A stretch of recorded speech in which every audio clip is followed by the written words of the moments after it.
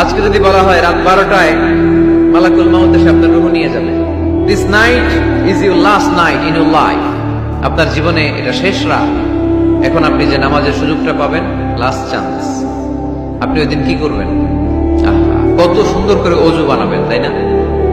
সাদা ধবধবে পাঞ্জাবি পরে আতর মাখবেন, মুসল্লাটা বিছিয়ে, হাই রে কি সুন্দর নামাজ, কি সুন্দর রুকু দিবেন আপনি। ওই দিনের রুকুটা হবে আপনার জীবনের শ্রেষ্ঠ রুকু, ওই দিনের সেজদা হবে আপনার জীবনের শ্রেষ্ঠতম সেজদা।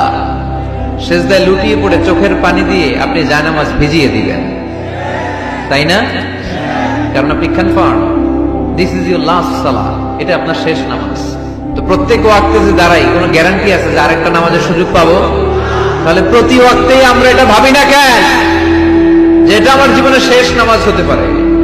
বিশ্বাসীরা যখন নামাজে দাঁড়ায় তারা ভাবে it could be my last and final সালাহ। চিল্লায় বলতে হবে ঠিক কিনা?